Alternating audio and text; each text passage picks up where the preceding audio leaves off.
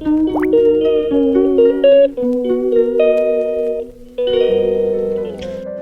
Morning বন্ধুরা, SR ব্লগে সবাইকে স্বাগত জানিয়ে আজকের ব্লগটা শুরু করছি। আর আজকে হচ্ছে 13 তারিখ সোমবার।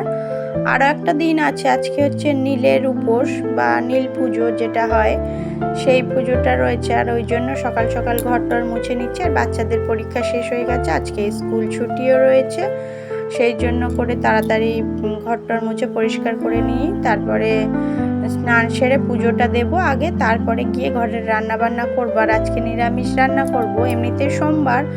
আর আমাদের আজকে উপোস রয়েছে, আমি আর শাশুড়ি মা দুইজনই উপোস করেছি।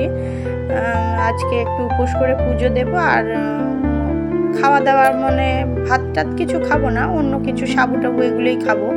আর যেহেতু বাড়িতে আরও বাচ্চারা রয়েছে, শ্বশুরমশাই রয়েছে, হাজব্যান্ড রয়েছে, ওদের জন্য রান্না করব। নিরামিষ রান্না করব। কি রান্না করব তাহলে দেখাবো তখনই। আর এখন একটু ঘরটা পরিষ্কার করে নিয়ে তারপরে পুজোর জোগাড়ে চলে যাই। তারপরে পুজো কি করে দিই সেগুলোই দেখাবো। আর দেখো বন্ধুরা, অনেকটাই ফুল তুলে নিয়ে এসেছি, অনেকটা।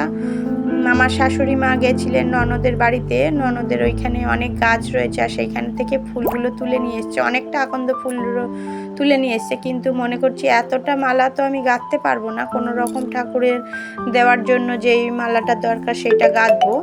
আর সমস্ত ফুল এমনি ঝুড়ো ঝুড়ো দিয়ে দেবো, কেননা অতটা মালা গাঁথলে রান্নাবান্না রয়েছে, হবে না সময়। আর তারপরে মন্দিরে তো যাব না পুজো দিতে, এখানেই দিয়ে নেবো বাড়িতে। আর তারপরে যে ট্রেনিংয়েও যেতে হবে, আর ঘরের রান্নাটাও করতে হবে, ওই জন্য সব মিলিয়ে অনেকটাই কাজ রয়েছে। তাহলে ঝপঝপ করে আগে মালাটা গেঁথে নিই, তারপরে পুজোটা দিয়ে নেব, তারপরে আসছি তোমাদের সাথে। দেখতে থাকো বন্ধুরা।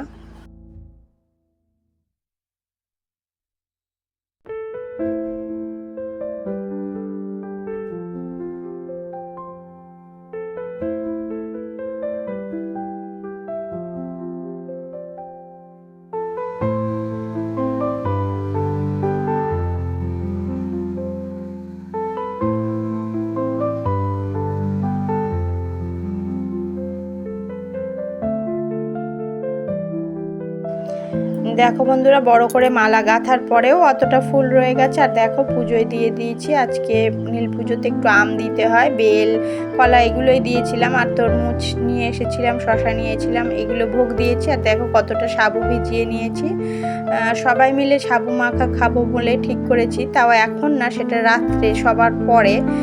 আর দেখো আজকে দুপুরের মেনুটা কি রান্না করেছি, টক রান্না করেছি, কুমড়ো ভাজা করেছি, আর একটু ঘুগনি করেছি। আগের দিন রাত্রে মটর ভিজিয়ে রেখেছিলাম, সকালে রান্না করতাম, কিন্তু সেটা সকালে রান্না করতে পারিনি বলে, পুজোর ঝামেলা ছিল বলে দুপুরেই রান্না করে দিয়েছি। আর কিছু না, বাচ্চাদের ওই ঘুগনিটা দিয়েই বাচ্চারা ভাত খেয়ে নেবে, ওই জন্য করে দুপুরেই রান্না করলাম ঘুগনিটাই, যে অনেকটাই ঘুগনি রয়েছে, ওরা টিফিনেও খেয়ে নেবে। আর দেখো বন্ধুরা, এখন যাব ট্রেনিংয়ে, পুজো দেওয়া কমপ্লিট। তাহলে গুড ইভিনিং বন্ধুরা। দেখো এখন সন্ধ্যাবেলা এই ফ্লিপকার্ট থেকে এই যে দুটো কুর্তি এসেছিল বড় মেয়ের জন্য। আগের দিন জিন্সের প্যান্টটা এসেছিল, ওটাও তোমাদের সাথে শেয়ার করেছিলাম। আর আজকে এসেছে দুটো কুর্তি, সেগুলো তোমাদের সাথে শেয়ার করে নিয়ে একটু বাজারে গেছিলাম ঘুরতে।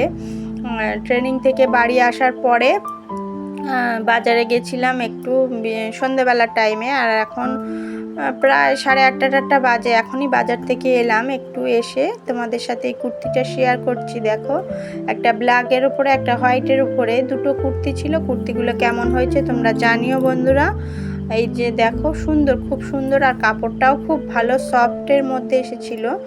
এই যে পয়লা বৈশাখের সমস্ত কেনাকাটা কমপ্লিট হয়ে গেছে। আর ননদের ছেলের জন্য গেঞ্জি দিয়েছি, শাশুড়ি মাকেও শাড়ি দিয়েছি, কিন্তু সেগুলো শেয়ার করা হয়নি, কিনে আনার পরেই ওদের দেয়া হয়ে গেছে, কিন্তু শেয়ার করতে পারিনি। আর এই যে এইগুলো আমাদের কাছে যেগুলো ছিল সেগুলো তো শেয়ার করলাম। আর ভিডিওটি কেমন হয়েছে সেটা জানিও বন্ধুরা। এই কুর্তির এই যে হাতাগুলো একটু দেখানো হয়নি, হাতাগুলো বেশ আমরেলা হাতা বা ঘেরের যে হাতাটা, ওই হাতাটা, সেই জন্য একটু দেখাচ্ছিলাম। আর পাশে রয়েছে ছোট মেয়ে, বড় মেয়ে সবাই রয়েছে। এই যে, আর এই ব্ল্যাক কালারের কুর্তিটার মধ্যে হাতার কোনো ডিফারেন্ট নেই, প্লেন যেরকম হাতা হয় সেগুলোই, কিন্তু এই সাদাটার মধ্যে হাতাটা একটু। তাহলে বন্ধুরা ভিডিওটি এই পর্যন্তই, ভালো লাগলে লাইক কমেন্ট শেয়ার করবেন। টাটা বন্ধুরা, গুড নাইট।